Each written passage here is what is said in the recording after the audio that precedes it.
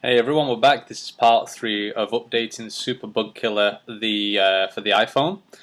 So what we did before is we managed to get the in-app purchases working, and I think we also managed to have the coins update so that when someone pressed on the 20,000 coins, so 20,000 Bs or 10,000 Bs, that then gave the player the extra 10,000 or 20,000 Bs. So we've tested that on the device, and that's working pretty well so far. So the other thing that we wanted to do is basically I wanted to add like an extra item in the game, and also something which connects to kind of like an affiliate sales program. So just to explain, one of the things that we want to do is for as everyone knows, for a lot of developers, or most people know, its visibility is pretty hard, and so getting the marketing and the players to sort of pass around the game and talk about the game a little bit is very important, extremely important. And so what we're thinking about doing, what we're kind of testing with Super Bug Killer, is basically that players, if they recommend the game to their friend, if their friend then or anybody, doesn't have to be a friend, if they recommend their game and they download the game, and if that player inputs a code from the person that recommended it, if this player then later makes a purchase, say like $1 or $5, then the person who recommended the game will get 50% of that. So the way that we kind of like track that is you have to give them a code. So for example, if I recommend the game to my friend, I'll say to them, hey, put this code in the game, it's free, and you can unlock something. So it's two things. The reason is so that one is we know who gave the code, so we can track, hey, it was me that gave them the code. And the second thing is it pushes the person to enter the code because it unlocks something in the game completely for free. The player doesn't have to pay anything, and they don't have to buy anything in the game. But if they do buy something in the game later, like if we have more items, or if they pay for say 500 Bs or something like this, then this player that recommended it would get 50% of that, because we can track the data and we can see who had that code, which was passed on to the person who paid for something. So I hope that kind of made sense. So what I want to do is I want to give something in the game which can only be unlocked via this code. And one of the things that I want to do is actually have an upgraded sword trail. So right now what we've got in the game, I'll just quickly demonstrate this, is this kind of yellow slash, which is okay, that's fine. But what we want to do is add something different, and I'm thinking like basically like a firework star sword trail is what I'm going to call it. And so it's going to be different from this one here. So this is the input here. This is the input script here that actually detects, oh, when the person taps down on the screen, then it starts the trail and it starts to move. So and then on what happens is this yellow one here, this trail renderer, this component, actually produces that yellow trail that you get, like in Fruit Ninja, as you slice things across. And what I've done is I've added a child object here, which is going to be the firework. Let's put fire world there. Firework star sword trail. Okay, so what I'm gonna try and do is, as the player like strokes across the screen, it's going to release a bunch of fireworks. We'll see how that goes. Who knows? We might need to play around with things a little bit. So, but the first thing I'm going to do is just disable this first one here, which is the default one. I'm going to go into here, and I'm going to make this a sort of like a rainbowish color as it goes across the screen. So we're going to start off on red. I think then we'll go to green. Probably actually, let's try a red yellow, which was already on. Then we'll go to a green. Then we'll go to a blue, and I think we might go to like a sort of bright pink at the end there and see how this looks. I did something similar before with this, but on a different game. Okay, so it's kind of not very clear at the moment. I might need to be a lot brighter. Perhaps a lot wider as well. So let's say the start width is let's try 1.2. We'll see how this goes.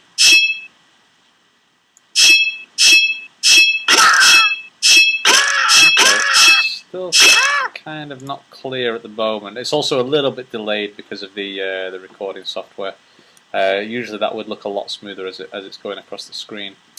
So what we might do is I might add I actually have a material here which is a lot stronger, which is just a square. It's just basically a white square, and we can colour that square different colours. So there you go. It's a lot clearer now, but it's not. It's a bit kind of angular and not doesn't look too good. So we might need to reduce this width down to 0.7. Let's say.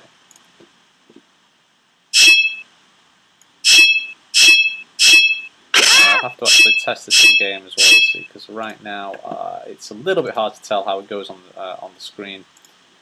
Let's make this a little bit smaller. The start width is the beginning size of the trail, and at the end it goes down to a point. As you can see here, the end width is 0.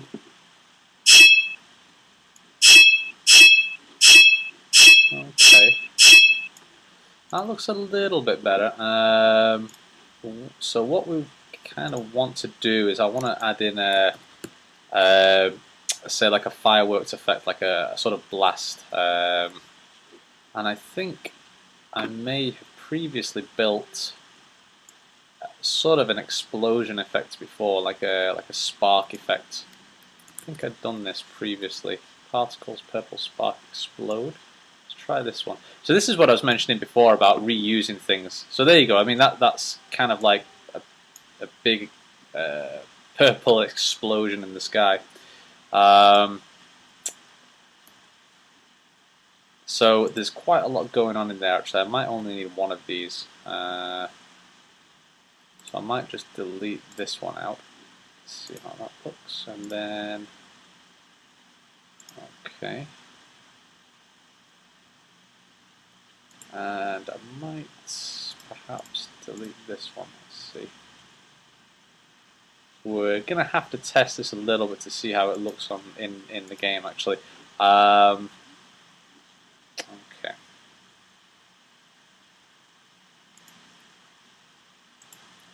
Okay, so I'm just sort of deciding how to do this, and if we should sort of reduce it down and not include too many particles, because too many particles can severely reduce the frame rate of the game, so it's not very smooth. I'll just remove this right now because we don't want to kill this. Input fire star switcher. Let me just make this a child object by dragging that up there, and I'm going to make this the same position as the input, and I think we'll see how this, what would happen if I did this.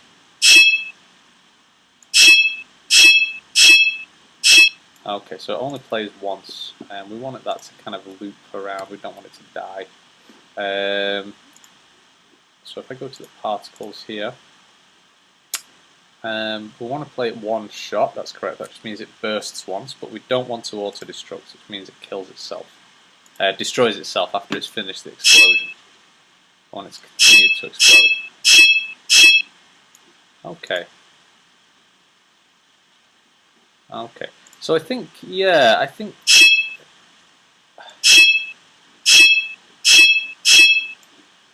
Okay. So I think let's just try and make this a little bit more rainbow-like, since we're sort of working with a rainbow trail at the moment. So this is kind of purple. So let's try and do something a bit more rainbowish, like we've sort of got with the trail. So make it the same set of colours and see how this goes. And like I say, we might also reduce down the number of particles, because it seems like it would be too many right now. Let's finish off with a pink. Okay, it kind of goes through the spectrum of colours, but we'll see. I think the explosion goes a little bit too far right now.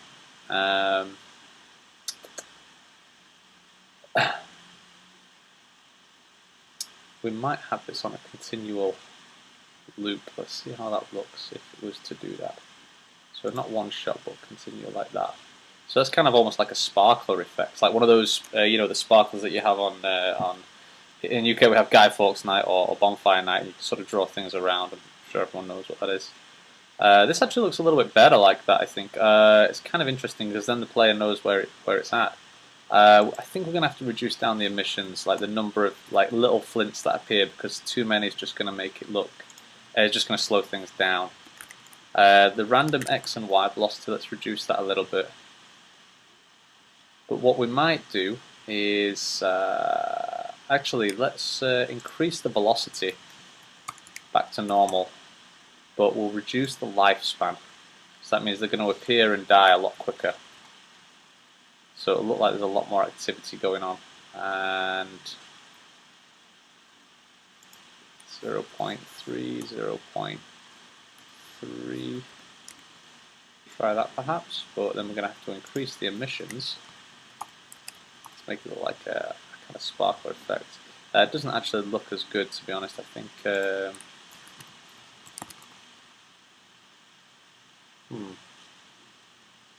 I don't know. I mean, we can give this a try, and you know, this is kind of like just the experimentation. You know, this is all part of it. You know, I think.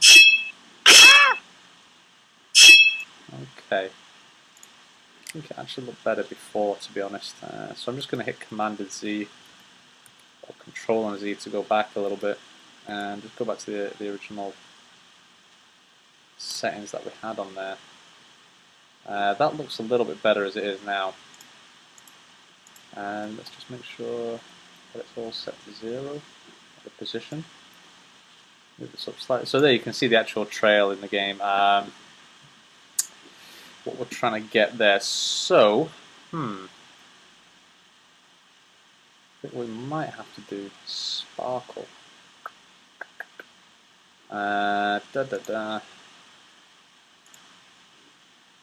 Let's try. I wonder if sparkle would work on that one. These are just different materials that I happen to have previously from other games. Really small. I can't even see what's kind of going on there. That's tiny. So let's also try the sparkle inside of these. As well, and we'll also change this to a billboard. I don't think it's going to be tiny, of course. Size 2. Perhaps that might work a little bit better, maybe. Let's try to reduce this velocity a little bit and see how it looks with 10. 5 maybe. Okay, well that looks a little bit better, I think, what we've got going on there, you know. I think perhaps let's increase the emissions to 60 and see, you know, but what we don't want to do is obviously cover up the player's view of what's happening in the game. We've got to be pretty careful about that. Min energy and max energy, let's try 0.8. Okay. Min size and max size. I think. What if we tried 1 and 2? So there's a bit of variety. 2.3. And this is just playing around with the figures here. These numbers inside of the emitter to see what kind of works best. We've got a random ellipsoid here. I want to kind of reduce the area down to 0. The ellipsoid here, these sections define where they're actually spawning from. Are they spawning from within a circle area or a single point, or do you want them to spawn from within a large area? I want them to all spawn from a single point. And that looks better, you know. That looks a lot better, I think. Obviously, we've got to. I think what we might need to do is just reduce this random velocity down a little bit more, I think, because we're going to have a lot of velocity when the player actually swipes across the screen, you know. So let's see what this is like.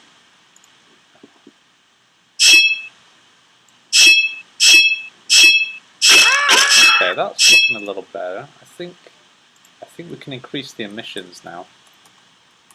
and hopefully I'm just going to check this sparkle texture to make sure that it's not large, and that's really small actually. That's yeah, that's quite a low one, and I'm going to reduce this down to 32.